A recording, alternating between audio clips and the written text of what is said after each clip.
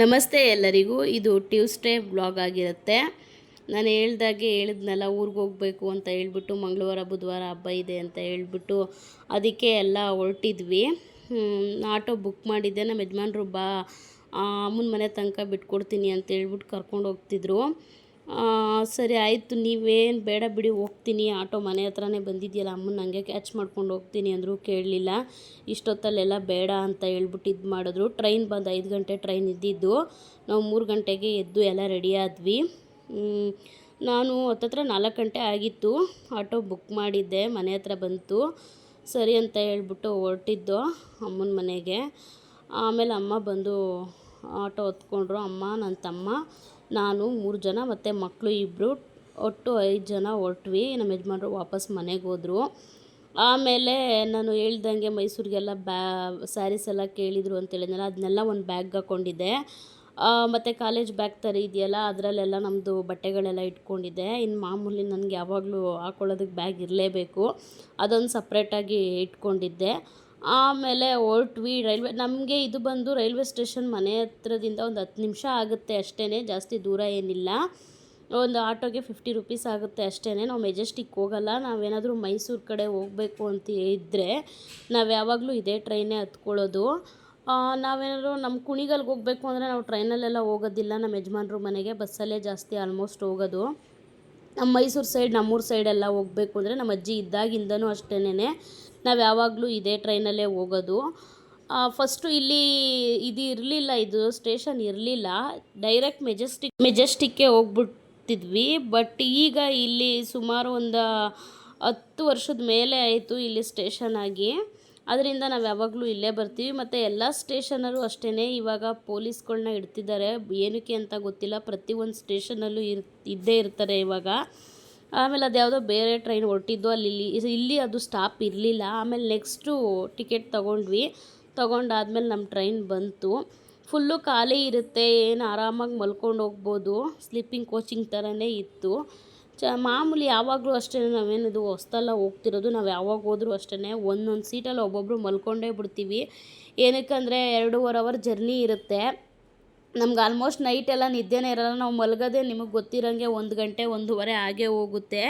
2:30 3 ಗಂಟೆಗೆಲ್ಲ ಎದ್ದು ರೆಡಿಯಾಗಿ ಸ್ನಾನ ಮಾಡ್ಕೊಂಡು ನಾವು ಯಾವಾಗಲೂ ಇದೇ ಟ್ರೈನ್ಗೆ ಹೋಗೋದ್ರಿಂದ ನಾವು ಸ್ವಲ್ಪ ನಿದ್ದೆ ಇರೋದಿಲ್ಲ. ಸರಿ, ಅದಕ್ಕೆ ಮಲ್ಕೊಂಡೇ ನಾವು ಹೋಗೋದು ಯಾವಾಗ್ಲೂ.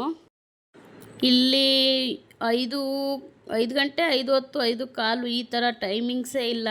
ಕರೆಕ್ಟಾಗಿ ಟೈಮಿಂಗ್ಸೇ ಇರಲ್ಲ. ಯಾವಾಗ ಬೇಕಂದ್ರೆ ಅವಾಗ ಬಂದೇ ಬಿಡುತ್ತೆ. ಒಂದು 5 ನಿಮಿಷ ಹಿಂದೆ ಮುಂದೆ ಆಗುತ್ತೆ. ಅಲ್ಲಿ ಬಂದು ನಾವು ಪಾಂಡವಪುರ ಇಳ್ಕೊಳ್ಳೋದು. ಮೈಸೂರಲ್ಲ, ನಮ್ಮೂರಿಗೆ ಹತ್ರ ಆಗೋದು ಪಾಂಡವಪುರನೇ. ಸರಿ ಅಂತ ಹೇಳ್ಬಿಟ್ಟು ಪಾಂಡವಪುರಕ್ಕೆ 7:15, 7:20 ಅಷ್ಟಕ್ಕೆಲ್ಲ ಹೋಗ್ಬಿಡುತ್ತೆ ಟ್ರೈನು. ಅದಕ್ಕೆ ಇದೆ ಯಾವಾಗಲೂ ನಾವು ಬೆಳಿಗ್ಗೆ ನಮ್ಮ ಅಜ್ಜಿ ಇತ್ತವಿಂದನೂ ಅಷ್ಟೇ ಬೆಳಿಗ್ಗೆ ಅಷ್ಟೊತ್ತಿಗೆ ತಲುಪ್ತೀವಿ. ಎಲ್ಲ ಕೆಲಸಗಳು ಆಗುತ್ತೆ. ಅಜ್ಜಿ ಒಬ್ಬರು ಕೈಲೇ ಮಾಡೋಕ್ಕಾಗಲ್ಲ ಅಂತ ನಾವು ಅವಾಗಿಂದನೂ ಅಷ್ಟೇ ಇದೇ ಟ್ರೈನಲ್ಲೇ ಹೋಗೋದು. ಮತ್ತು ನನಗಂತೂ ಮನೇಲಿ ಕೆಲಸ ಅದು ಇದು ಅಂತ ತುಂಬ ಟಯರ್ಡ್ ಆಗ್ತಿತ್ತು. ನಾನು ಮುಂಚೆ ಎಲ್ಲ ಮಧ್ಯಾಹ್ನದ ಹೊತ್ತೆಲ್ಲ ಮಲಗ್ತಿದ್ದೆ. ಬಟ್ ಇವಾಗ ನನ್ನ ಕೈಲಿ ಮಧ್ಯಾಹ್ನದ ಹೊತ್ತು ಮಲ್ಗೋಕ್ಕೆ ನನಗೆ ಟೈಮೇ ಸಿಗ್ತಿಲ್ಲ.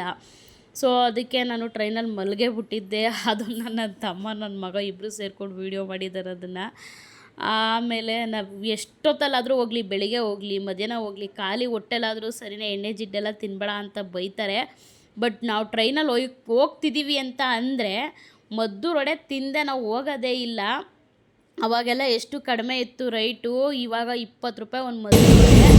ಅಮ್ಮ, ನಾನು ನನ್ನ ತಮ್ಮ ಮಗನಿಗೆ ಕೊಟ್ಟು 5 ರೂಪಾಯಿ 20 ರೂಪಾಯಿ 30 ರೂಪಾಯಿ ಅಲ್ಲೇ ಆಗ್ತಿತ್ತು. ನಾವು ಯಾವಾಗ ಬರ್ತೀವಿ ಎಷ್ಟಾದರೂ ಆಗಲಿ ಬೇರೆ ಕಡೆ ಎಲ್ಲ ಚೆನ್ನಾಗಿ ಬರಲ್ಲ, ತುಂಬ ಒಂಥರ ರಫಾಗಿ ಕಡಕ್ಕಾಗಿರುತ್ತೆ. ಬಟ್ ಯಾವಾಗಲೂ ಅಷ್ಟೇ ಹೋದಾಗ್ಲೂ ನಾವು ತಿಂತೀವಿ. ಆಮೇಲೆ ನೆಕ್ಸ್ಟು ನಮ್ಮದು ಸ್ಟಾಪ್ ಬಂತು, ಪಾಂಡವಪುರ ಸ್ಟಾಪ್ ಬಂತು. ಇಳ್ಕೊಂಡ್ವಿ. ಇಳಿದ್ಬಿಟ್ಟು ಆಮೇಲೆ ನೆಕ್ಸ್ಟು ಅಲ್ಲಿಂದ ಆಟೋ ಸಿಗುತ್ತೆ. ಪಾಂಡವಪುರದಿಂದ ಆರತಿ ಉಕ್ಕಡ ಅಂತ ಆಲ್ಮೋಸ್ಟ್ ಎಲ್ಲರಿಗೂ ಗೊತ್ತಿರುತ್ತೆ, ಕ್ಯಾತ್ನಳ್ಳಿ ಅಂತ ಹೇಳ್ಬಿಟ್ಟು ಅಲ್ಲಿ ತನಕ ಆಟೋಗಳು ಸಿಗ್ತವೆ. ಅಲ್ಲಿಗೆ ಪಾಂಡವಪುರದಿಂದ ಆಟೋ ಹತ್ಕೊಂಡ್ರೆ ಅಲ್ಲಿ ಸ್ಟಾಪ್ ಇದೆ. ಅಲ್ಲಿ ಬಂದು ಆ ಊರು ಬಂದು ನಮ್ಮ ತಾಯಿಯವ್ರ ಊರು ಅಂತ ಅಂದರೆ ನಮ್ಮ ಅಮ್ಮನ ತವ್ರ ಮನೆ ಅಲ್ಲ, ನಮ್ಮ ಅಮ್ಮನ ಮನೆ ಅಂದರೆ ನಮ್ಮ ಅಪ್ಪನ ಮನೆ. ನನಗೆ ತವ್ರ ಮನೆ. ನಮ್ಮಮ್ಮನ ಅಲ್ಲಿಗೆ ಕೊಟ್ಟಿದ್ದಿದ್ದು. ನಮ್ಮ ಅಪ್ಪನ ಊರು ಮತ್ತು ನಮ್ಮ ತಾಯಿಯವ್ರ ಊರು ಎರಡೂ ಅಕ್ಕಪಕ್ಕದ ಊರೇ. ಪಕ್ಕದ ಊರಿಗೆ ನಮ್ಮ ಅಮ್ಮನ್ನ ಕೊಟ್ಟಿದ್ದುದು. ಫಸ್ಟು ಸಿಗೋದೇ ನಮ್ಮ ತಂದೆಯವ್ರ ಊರು. ಅಲ್ಲಿಂದ ಹೋದ್ವಿ ಅಲ್ಲಿಗೆ. ಅಲ್ಲಿ ಇಳಿದ್ಬಿಟ್ಟು ಅಲ್ಲಿ ಕೂತಿದ್ವಿ. ಇನ್ನು ಅಲ್ಲಿ ಕೂತಾಗ ಗೊತ್ತಲ್ಲ, ಯಾರಾದರೂ ಒಬ್ಬರು ಸಿಕ್ತು ಅಂದರೆ ಮಾತು ಮಾತು ಮಾತು, ಸಿಕ್ಕಾಬಟ್ಟೆ ಮಾತಾಡ್ಕೊಂಡು ಕೂತ್ಕೊಂಡ್ಬಿಟ್ರೆ ಮುಗೀತು. ಯಾರಾದರೂ ಸಿಕ್ತಾಗ ಮಾತಾಡಿಸ್ದೆ ಹೋದರೆ ಏನಂತಾರೆ, ಓ ಇವಳು ನೋಡ್ದ ಕೊಬ್ಬು, ಬೆಂಗ್ಳೂರಿಗೆ ಹೋದ್ಮೇಲೆ ಚೇಂಜ್ ಆಗೋದ್ಲು, ಈ ಥರ ಎಲ್ಲ ಬರುತ್ತೆ ಮಾತು. ಸರಿ, ಅದಕ್ಕೆ ಏನಂತ ಹೇಳ್ಬಿಟ್ಟು ಯಾರಾದರೂ ಸಿಕ್ತಾಗ ಮಾತಾಡಿಸ್ದೆ ಇರೋಕ್ಕಾಗೋದಿಲ್ಲ, ಮಾತಾಡಿಸ್ತೀವಿ. ಹಂಗೆ ಅಮ್ಮನೂ ಮಾಮೂಲಿ ಕ್ಯಾಶುವಲಾಗಿ ಮಾತಾಡ್ಕೊಂಡು ಕೂತಿದ್ರು. ಯಾರೋ ಒಬ್ಬರು ಸಿಕ್ಕಿದ್ರು, ಅವ್ರ ಜೊತೆ ಮಾತಾಡ್ತಾ ಕೂತಿದ್ರು. ಆಮೇಲೆ ನೆಕ್ಸ್ಟು ಅದೇ ಊರಿಗೆ ಇನ್ನೂ ಅವಾಗಿಂದ ಇವತ್ತಿನವರೆಗೂ ಟೈಮಿಂಗ್ಸು ಅಂದರೆ ಟೈಮಿಂಗ್ಸೇ ಐತೆ ಬಸ್ಸು ನಮ್ಮದು. ಯಾವಾಗ್ಲೂ ಅವಾಗಿನ ಬಸ್ಗೆ ವೆಯ್ಟ್ ಮಾಡಿ ಇಲ್ಲಿಂದ ಬೆಂಗಳೂರಿಂದ ಹೋಗ್ಬಿಡ್ಬೋದು, ಬಟ್ ಅಲ್ಲಿಂದ ಅಲ್ಲಿಗೆ ಹೋಗೋಕ್ಕಾಗ್ತಿರ್ಲಿಲ್ಲ. ಅಷ್ಟು ತಲೆನೋವು, ಬಸ್ಗೆ ವೆಯ್ಟ್ ಮಾಡಿ ಸಾಕಾಗುತ್ತೆ. ಇದು ಯಾವಾಗಲೂ ಕರೆಕ್ಟಾಗಿ 8:15 ನಮಗೆ 8 ಗಂಟೆ 8:15 ಸಿಕ್ಬಿಡುತ್ತೆ ಇದು ಬಸ್ಸು. ಸರಿ, ಅದಕ್ಕೆ ಕಾಯ್ತಾ ಇದ್ವಿ. ಬಸ್ಸು ಬಂತು. ಇದು ಬಂದು ನಮ್ಮ ತಂದೆಯವ್ರ ಊರು. ಇದು ಕೌಲಿ ಅಂತಾರಲ್ಲ ಆ ಥರ. ಇಲ್ಲೇ ನಮ್ಮಮ್ಮ ಬಟ್ಟೆ ಮುಂಚೆಲಿ ಬೆಂಗಳೂರಿಗೆ ಬರೋದಕ್ಕಿಂತ ಮುಂಚೆಲಿ ಬಟ್ಟೆ ಪಾತ್ರೆ ಎಲ್ಲ ಅಲ್ಲೇ ಮಾಡ್ತಿದ್ದಿದ್ದು. ಅದಾದಮೇಲೆ ನೆಕ್ಸ್ಟು ನಮ್ಮ ಅಜ್ಜಿ ಊರು ಬರುತ್ತೆ. ನೆಕ್ಸ್ಟ್ ಸ್ಟಾಪೇ ನಮ್ಮ ಅಜ್ಜಿ ಊರು. ಈ ರೀತಿಯಾಗಿ ವರ್ಷದ ಹಿಂಗೆ ಮಾಡೋದು ಅವಾಗಿಂದ. ಈಗ ಎಷ್ಟು ಜನ್ರೇಷನ್ ಮುಂದುವರೆದೈತೆ, ಹಂಗಿದ್ರೂ ನಮ್ಮೂರಲ್ಲಿ ಇದೇ ಥರನೇ ಯಾವಾಗಲೂ ಕೂರಿಸೋದು. ಈ ಥರ ಎಲ್ಲ ರೆಡಿ ಮಾಡಿರ್ತಾರೆ. ಬಸ್ ಸ್ಟಾಪ್ ಇಳಿದಿದ ತಕ್ಷಣವೇ ಅದು ಸಿಕ್ಬಿಡುತ್ತೆ. ದೇವ್ರು ಕೂರಿಸೋದು ಎಲ್ಲಿ ಅಂತ ಅಲ್ಲೇ ಗೊತ್ತಾಗ್ಬಿಡುತ್ತೆ. ದೇವ್ರು ಕೂರಿಸೋದು ಎಲ್ಲಿ ಅಂತ ಗೊತ್ತಾಗುತ್ತೆ ಅಂತ ಅನ್ನೋದಲ್ಲ, ವರ್ಷನೂ ಅಲ್ಲೇ ಕೂರಿಸೋದು. ಆಮೇಲೆ ನೆಕ್ಸ್ಟು ಅಲ್ಲಿ ಬಸ್ ಇಳಿದಿದ ತಕ್ಷಣ ಫಸ್ಟು ಸ್ಟಾರ್ಟಿಂಗಲ್ಲೇ ಐತೆ ನಮ್ಮ ದೊಡ್ಡಮ್ಮವ್ರ ಮನೆ. ಅಲ್ಲಿಗೆ ಹೋದ್ವಿ. ಅವರೇ ನಮ್ಮನ್ನು ಹಬ್ಬಕ್ಕೆ ಕರೆದಿದ್ದು. ಸರಿ ಅಂತ ಹೇಳ್ಬಿಟ್ಟು ಹೋದ್ವಿ. ಎಲ್ಲ ಅಡುಗೆಗೆಲ್ಲ ರೆಡಿ ಮಾಡ್ಕೊಳ್ಳೋಣ, ಇವತ್ತು ಸಿಹಿ ಊಟ ಇತ್ತು. ಸರಿ, ಅಡುಗೆಗೆಲ್ಲ ರೆಡಿ ಮಾಡ್ಕೊಳ್ಳೋಣ ಅಂತ ಹೇಳಿದ್ರು. ಕೂತ್ಕೊಂಡು ಸ್ವಲ್ಪ ನಮ್ಮ ದೊಡ್ಡಮ್ಮಂಗೆ ನಾನು ನಮ್ಮಮ್ಮ ಎಲ್ಪ್ ಮಾಡ್ತಿದ್ವಿ. ಆಮೇಲೆ ನಮ್ಮ ದೊಡ್ಡಮ್ಮನ ಸೊಸೆ ನಮಗೆ ಅತ್ತಿಗೆ ಆಗಬೇಕು. ಅವರೆಲ್ಲ ಸ್ನಾನ ಮಾಡ್ಕೊಂಬಂದು ಬಾಗಿಲಿಗೆಲ್ಲ ನೀರು ಹಾಕಿ ರಂಗೋಲಿ ನನ್ನ ಕೇಳಿದ್ರು, ನಿನಗೆ ದೊಡ್ಡ ರಂಗೋಲಿ ಏನಾದರೂ ಹಾಕಕ್ಕೆ ಬಂದರೆ ಹಾಕು ಅಂತ. ನನಗೆ ಇಲ್ಲ ಅಕ್ಕ, ಬರೋದಿಲ್ಲ. ಅತ್ತಿಗೆ ಅಂತ ನಾವು ಯಾವತ್ತೂ ಕರೆದು ನಮಗೆ ರೂಢಿ ಇಲ್ಲ. ಅದರಿಂದ ನಾವು ಯಾವಾಗಲೂ ನಮ್ಮ ಅಣ್ಣನೂ ಅಷ್ಟೇ ಅಣ್ಣ ಅಂತಲೇ ಕರೆಯೋದು, ಇವ್ರನ್ನೂ ಅಷ್ಟೇ ಅಕ್ಕ ಅಂತಲೇ ಕರೆಯೋದು. ಹಾಕು ಅನುಷಾ ಅಂತ ಹೇಳಿದ್ರು. ಇಲ್ಲ ಅಕ್ಕ, ನಂಗೆ ಬರೋದಿಲ್ಲ, ದೊಡ್ಡದು ಚಿಕ್ಕದಾದರೆ ಬಿಡ್ತೀನಿ ಅಂದೆ. ಸರಿ, ನಾನು ರಂಗೋಲಿ ಹಾಕ್ಕೊಡ್ತೀನಿ, ಬಣ್ಣನಾದರೂ ಹಾಕು ಅಂತ ಹೇಳಿದ್ರು. ಸರಿ ಅಕ್ಕ, ಹಾಕ್ಕೊಡಿ ಅಂತ ಅಂದೆ. ನಾನು ಬಣ್ಣ ಹಾಕ್ತಾಯಿದ್ದೆ. ಆಮೇಲೆ ಬಣ್ಣ ಎಲ್ಲ ಹಾಕಿದ್ಮೇಲೆ ಫೈನಲಾಗಿ ಈ ಥರ ಬಂತು. ಸೂಪರಾಗಿ ಬಂತು ರಂಗೋಲಿ. ಅದಾದಮೇಲೆ ಸುಮ್ಮನೆ ಹಂಗೆ ಒಂದು ಕ್ಲಿಕ್ ತಗೊಳ್ಳೋಣ, ಹಬ್ಬದ ಮನೆ ಅಂದರೆ ಹೆಂಗಿರುತ್ತೆ ನೋಡೋಣ ಅಂದ್ಬಿಟ್ಟು ಹಂಗೆ ಸುಮ್ಮನೆ ಮಕ್ಳುಗಳೇ ಜಾಸ್ತಿ, ದೊಡ್ಡವ್ರಿಗಿಂತ ಹೆಚ್ಚಾಗಿ ಮಕ್ಳುಗಳೇ ಜಾಸ್ತಿ ಇದ್ದು. ಆಮೇಲೆ ಸುಮ್ಮನೆ ಹಂಗೆ ಒಂದು ವಿಡಿಯೋ ಮಾಡಿಕೊಂಡೆ, ಸುಮ್ಮನೆ ಸಿಂಪಲ್ಲಾಗಿರಲಿ ಅಂತ ಹೇಳ್ಬಿಟ್ಟು. ಎಲ್ಲ ನಾನು ವಿಡಿಯೋ ಮಾಡೋದು ನೋಡಿ ನಗ್ತಾನೇ ಇದ್ದರು. ಇದು ದೇವ್ರ ಮನೆಗೂ ನಾವು ಅಕ್ಕನೇ ರೆಡಿ ಮಾಡ್ತಿದ್ರು. ಎಲ್ಲ ರೆಡಿ ಮಾಡಾದಮೇಲೆ ಫೈನಲಾಗಿ ಈ ಥರ ಬಂದಿತ್ತು. ಆಮೇಲೆ ನೆಕ್ಸ್ಟು ಸರಿ, ಟಿಫನ್ಗೆ ವಾಂಗಿಬಾತು. ನಮ್ಮ ಅಣ್ಣ ಭಟ್ರೇನೆ ಅವರು ಅಡುಗೆ ಟಿಫನ್ಗೆ ದಮ್ ವಾಂಗಿಬಾತ್ ಮಾಡ್ತಿದ್ರು. ಆಮೇಲೆ ಟಿಫನ್ ಎಲ್ಲ ತಿಂದಾದಮೇಲೆ ನೆಕ್ಸ್ಟು ನಮ್ಮ ದೊಡ್ಡಮ್ಮ, ನಾವು ಆರತಿ ಮಾಡ್ತೀವಲ್ವ, ತಂಬಿಟ್ಟು ಆರತಿ, ಜೋಡಿ ಆರತಿ ಮಾಡೋಣ ಅಂತ ಹೇಳ್ಬಿಟ್ಟು ಬೆಲ್ಲ ಎಲ್ಲ ಮುರಿದ್ಬಿಟ್ಟು ನಮ್ಮ ಕಡೆ ಬರುತ್ತೆ. ಅದು ಬೆಲ್ಲ ಒಂದು ವಿಡಿಯೋ ಮಾಡ್ಕೊಬೇಕಿತ್ತು, ಬಟ್ ಅದು ನನ್ನ ತಲೆಗೆ ಬಂದಿಲ್ಲ. ಅದು ಇವಾಗ ಅನಿಸ್ತೈತೆ, ಅದನ್ನೊಂದು ಮಾಡ್ಕೊಬೇಕಿತ್ತು. ನಮ್ಮ ಕಡೆ ಯಾವಾಗಲೂ ಬಟ್ಲು ಥರ ಬರುತ್ತೆ ಬೆಲ್ಲ, ತುಂಬ ಚೆನ್ನಾಗಿರುತ್ತೆ. ಸಿಗೋದೇ ಇಲ್ಲ ಇಲ್ಲೆಲ್ಲ, ಆ ಥರ ಸಿಗೋದೇ ಇಲ್ಲ ಬೆಲ್ಲ. ಅದು ಚಿಕ್ಕದಾಗಿ ಸಿಗುತ್ತೆ. ಅಲ್ಲಿ ಬೆಲ್ಲ ಹೆಂಗಿರುತ್ತೆ ಗೊತ್ತಾ, ಸೂಪರಾಗಿರುತ್ತೆ. ಆ ಥರ ಬೆಲ್ಲ ಕೈಯಲ್ಲೇ ಮುರಿದು, ನಾವಿಲ್ಲೆಷ್ಟು ಕೂತ್ಕೊಂಡು ಕೆಚ್ತಾ ಇರ್ತೀವಿ ಬೆಲ್ಲನ, ಬಟ್ ಅಲ್ಲೆಲ್ಲ ಕೈಯಲ್ಲೇ ಮುರಿದಾಕ್ಬಿಡ್ತಾರೆ. ಆ ಥರ ಇರುತ್ತೆ ಬೆಲ್ಲ ಅಲ್ಲಿ, ಸೂಪರಾಗಿರುತ್ತೆ. ಆ ಬೆಲ್ಲನೆಲ್ಲ ಇದು ಮಾಡಿಬಿಟ್ಟು ಕಾಯೋದಕ್ಕೆ, ಬೆಲ್ಲ ಪಾಕ ತೆಗೆಯೋದಕ್ಕೆ ಇಟ್ಟಿದ್ರು ನಮ್ಮ ಅಕ್ಕ. ನಾನು ನೋಡ್ಕೊತಿದ್ದೆ. ಮತ್ತು ಆ ಕಡೆ ಒಬ್ಬಿಟ್ಟು ಸಿಹಿ ಆಗಿರೋದ್ರಿಂದ ಒಬ್ಬಿಟ್ಟು ಮಾಡೋದಕ್ಕೆ ಬೇಳೆ ಬೇಯೋಕ್ಕಾಗ್ತಿದ್ರು. ಅವಾಗವಾಗ ಅವರು ಸ್ವಲ್ಪ ಕೆಲಸದಲ್ಲಿ ಬ್ಯುಸಿ ಇದ್ರಲ್ಲ, ಅವಾಗವಾಗ ಸ್ವಲ್ಪ ನೋಡ್ಕೊತಾ ಇದ್ದೆ ಹೋಗಿ. ಆಮೇಲೆ ನಮ್ಮ ದೊಡ್ಡಮ್ಮ, ನೀನು ಪಾಕ ತೆಗೆದಿರೋದು ಬಿಸಿ ಐತೆ, ಸ್ವಲ್ಪನೇ ಹಾಕ್ತಾಯಿರು, ನಾನು ಎಲ್ಲ ಕಟ್ಕೊತೀನಿ ಅಂತ ಹೇಳಿದ್ರು. ನಾನು ಹಿಟ್ಟು ಮಾಡಿಸ್ಕೊಂಬಂದಿರೋ ಹಿಟ್ಟಿಗೆ ನಾನು ಸ್ವಲ್ಪನೇ ಬೆಲ್ಲದ ನೀರು ಹಾಕ್ತಾಯಿದ್ದೆ ಪಾಕನ. ನಮ್ಮ ದೊಡ್ಡಮ್ಮ ಎಲ್ಲ ಕಲಿಸ್ಕೊಂಡು, ಯಾವಾಗಲೂ ಸಿಂಗಲ್ ಮಾಡಬಾರ್ದು, ಜೋಡಿ ಆರತಿ ಮಾಡಬೇಕು ಅಂತ ಹೇಳ್ಬಿಟ್ಟು ಜೋಡಿ ಆರತಿನ ಮಾಡಿದ್ರು. ನಮ್ಮ ಕಡೆ ಯಾವಾಗಲೂ ಇದೇ ಥರನೇ ಮಾಡೋದು. ಆಮೇಲೆ 2 ಆರತಿ ಮಾಡಿಕೊಂಡ್ರು. ನಾನು ಅದಕ್ಕೆಲ್ಲ ಅರಿಶಿನ ಕುಂಕುಮ ಎಲ್ಲ ಇಟ್ಟು ಎಲ್ಲ ರೆಡಿ ಮಾಡ್ತಿದ್ದೆ.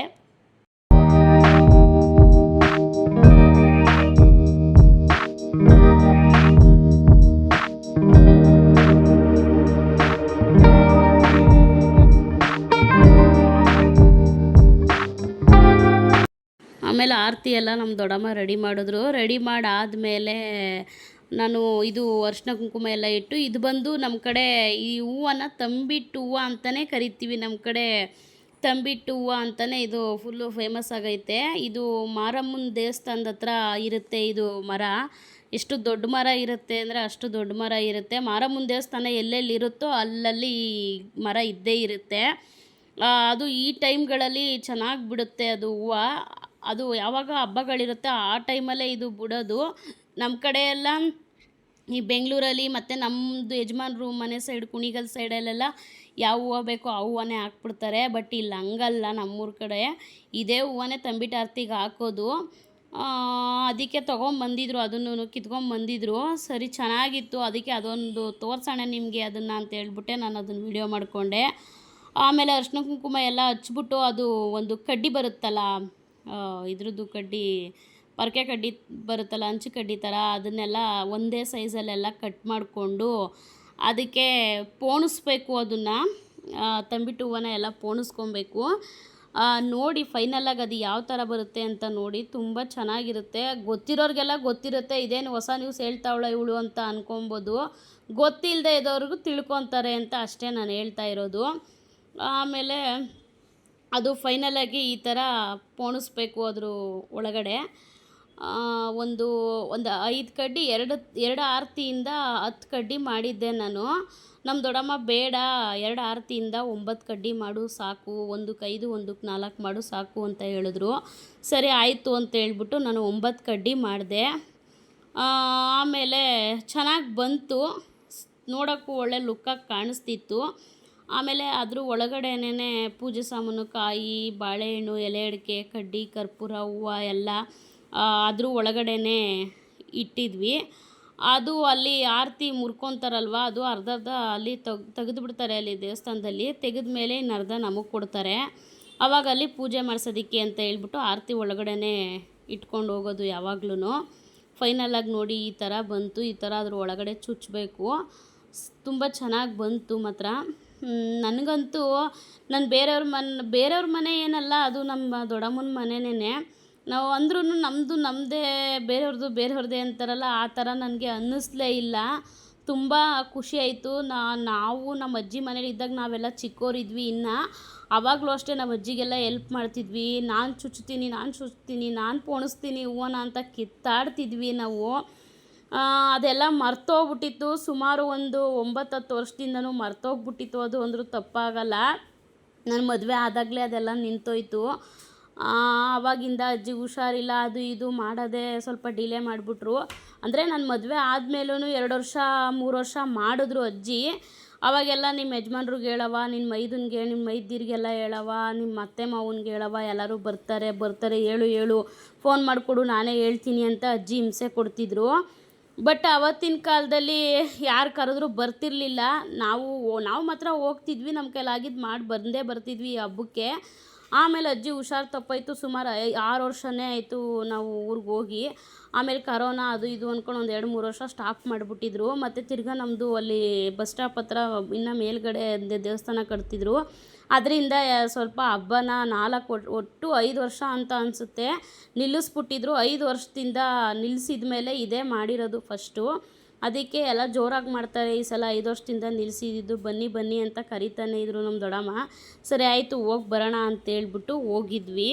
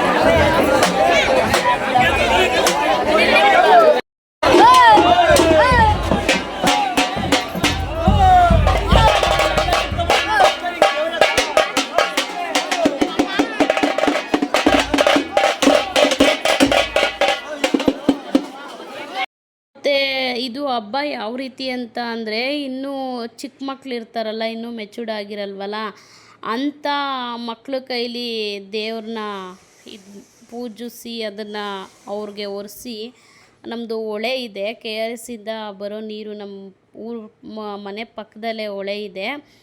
ಅಲ್ಲಿಂದ ಏನು ಮಾಡ್ತಾರೆ, ಒರೆಸ್ಕೊಂಡು ಚಿಕ್ಕ ಪುಟ್ಟ ಹೆಣ್ಮಕ್ಳ ಕೈಲಿ ಒರೆಸ್ಕೊಂಬರ್ತಾರೆ. ಕಡೆಗೆ ದೇವರು ಕೂಡ ಬಂದ್ಬಿಡುತ್ತೆ ಮಕ್ಕಳ ಮೇಲೆ. ತುಂಬ ಸತ್ಯವಾದ ದೇವಿ ಇವರು. ಆಮೇಲೆ ನೆಕ್ಸ್ಟು ನಮ್ಮದು ದೇವ್ರು ಬಂದು 2 ಇರುತ್ತೆ.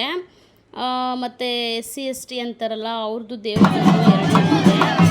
ಆದರೆ ಬರಬೇಕಂದ್ರೆ ತಗೊಂಡ್ಬೇಕಾದ್ರೆ ಎಲ್ಲ ಜೊತೆಲೇ ತಗೊಂಡ್ಬರ್ತಾರೆ.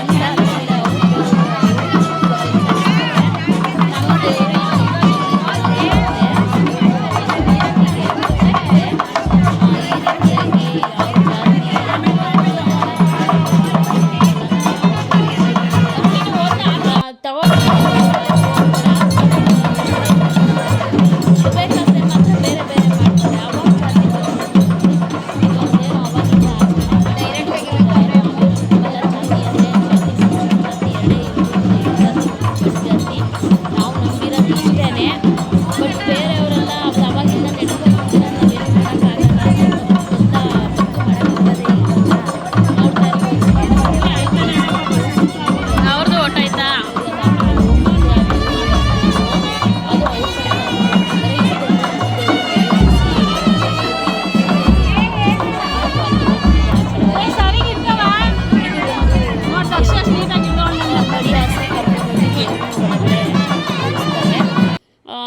ದೇವರು ನೆಕ್ಸ್ಟು ಇದು ಬಂದು ನಾನು ಚಿಕ್ಕದ್ರಿಂದ ನಂಬಿರೋ ದೇವರು, ಪೂಜಿಸ್ತಿರೋ ದೇವರು. ನಾನು ಯಾವಾಗಲೂ ಅಷ್ಟೇ ಇವ್ರ ಮೇಲೆ ಭಕ್ತಿಯಿಂದ ಇದ್ದೀನಿ ಅವಾಗಿಂದನೂ.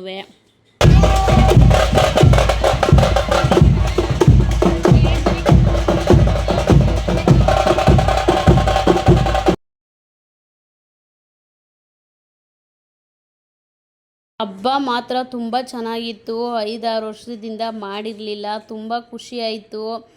ಆಮೇಲೆ ಅಜ್ಜಿ ಅಜ್ಜಿ ತುಂಬ ಗಟ್ಟಿಯಾಗಿ ಚೆನ್ನಾಗಿದ್ದಾಗ, ಎಲ್ಲರೂ ಸೇರಿ ಒಟ್ಟಿಗೆ ನಾವು ಹಬ್ಬ ಮಾಡ್ತಿದ್ದಾಗ ಹೆಂಗಿತ್ತು ಅಂದರೆ, ಮನೆ ಇದ್ದಿದ್ದೇ ಇಷ್ಟಗಲ ಮನೆ, ತುಂಬ ಅಂದರೆ ತುಂಬ ಚಿಕ್ಕ ಮನೆ.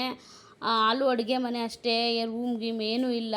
ಅಷ್ಟು ಜಾಗದಲ್ಲೇ ನಮ್ಮ ಅಜ್ಜಿ 3 ಜನ ಮಕ್ಕಳು ಮದುವೆ ಮಾಡಿ, ಬಾಣ್ತನ ಮಾಡಿ, ಎಲ್ಲನೂ ಮಾಡಿ ಅವ್ರ ಕರ್ತವ್ಯ ಎಲ್ಲ ಕಳೆದಿದ್ದಾರೆ ಆ ಮನೇಲೇ. ಹಬ್ಬ ಹುಣ್ಣಿಮೆ ಆದ್ರೂ ಅವ್ರನ್ನ ಕರಿಬೇಕು, ಇವ್ರನ್ನ ಕೈಯಲ್ಲಿ ಆಗಿಲ್ಲ ಅಂದ್ರೂ ಅವ್ರನ್ನ ಕರಿಬೇಕು, ಇವ್ರನ್ನ ಕರಿಬೇಕು ಅಂತ ಅಷ್ಟು ಇದು ಮಾಡ್ತಿದ್ರು. ನಾನು ಮದುವೆ ಆದಾಗಲೂ ಅಷ್ಟೇನೆ, ನಿನ್ನ ಗಂಡನ ಕರೆಯವ, ನಿಮ್ಮ ಅತ್ತೆ ಮಾವನ ಕರೆಯವ, ನಿನ್ನ ಮೈದಿರನ್ನ ಕರೆಯವ ಅಂತ ತುಂಬ ಹಿಂಸೆ ಮಾಡ್ತಿತ್ತು ಅಜ್ಜಿ.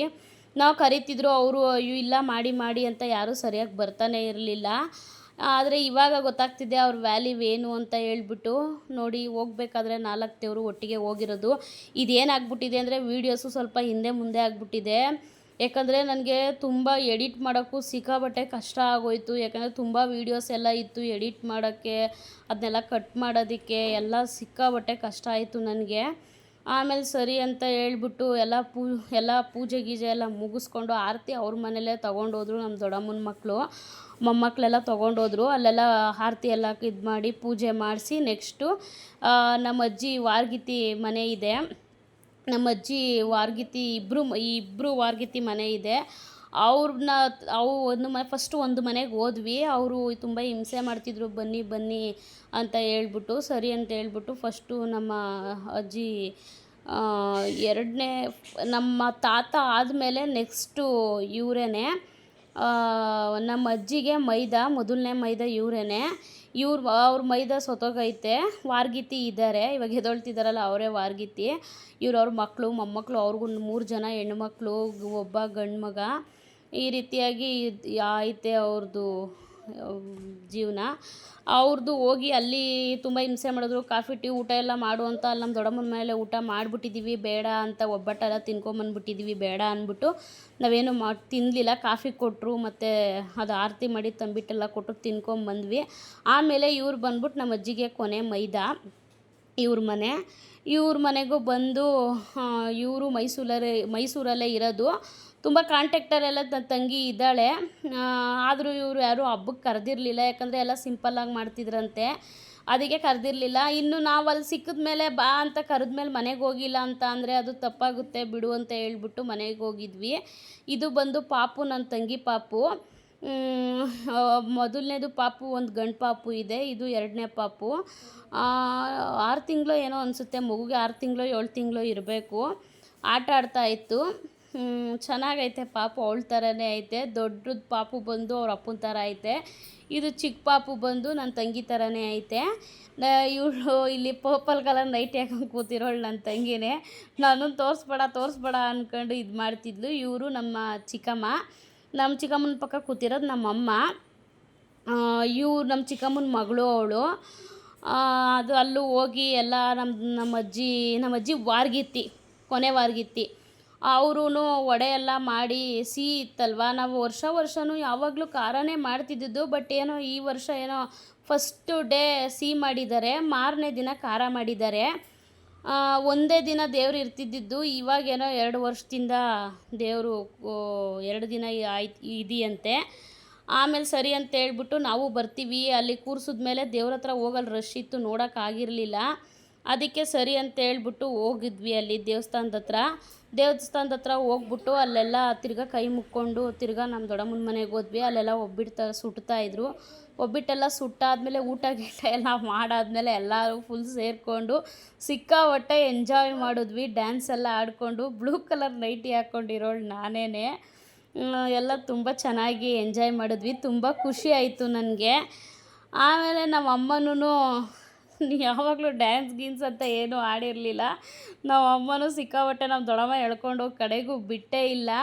ನಮ್ಮ ಅಮ್ಮನೂ ಡ್ಯಾನ್ಸ್ ಆಡೇ ಬಿಟ್ಟರು ಅಂತ. ತುಂಬ ಖುಷಿ ಆಯಿತು. ಚೆನ್ನಾಗಿ ಎಂಜಾಯ್ ಮಾಡಿದ್ವಿ, ಚೆನ್ನಾಗಿ ಮಜಾ ಮಾಡಿದ್ವಿ.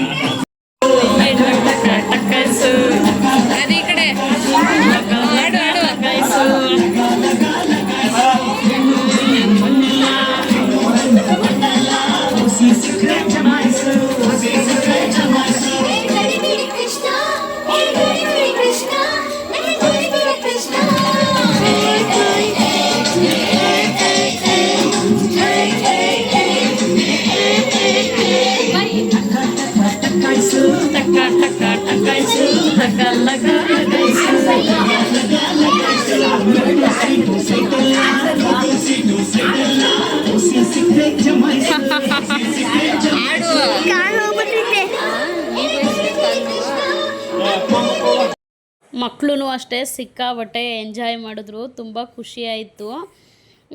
ಇದಿಷ್ಟು ಇವತ್ತಿನ ವಿಡಿಯೋ ಆಗಿತ್ತು, ಹಬ್ಬದ ಪೂರ್ತಿ ವಿಡಿಯೋ ಆಗಿತ್ತು. ನಿಮ್ಗೇನಾರ ಇಷ್ಟ ಆದರೆ ಲೈಕ್ ಮಾಡಿ. ನನ್ನ ವೀಡಿಯೋಸ್ನ ಇನ್ನೂ ಸಬ್ಸ್ಕ್ರೈಬ್ ಮಾಡ್ಕೊಳ್ದೆ ನೋಡ್ತಿದ್ದೆ, ಸಬ್ಸ್ಕ್ರೈಬ್ ಮಾಡ್ಕೊಂಡು ನೋಡಿ ಅಂತ ಹೇಳಿ ಇವತ್ತಿನ ವಿಡಿಯೋನ ಮುಗಿಸ್ತಿದ್ದೀನಿ. ಮತ್ತೆ ನಾಳೆ ವಿಡಿಯೋದಲ್ಲಿ ಭೇಟಿಯಾಗೋಣ. Thank you for watching. Bye.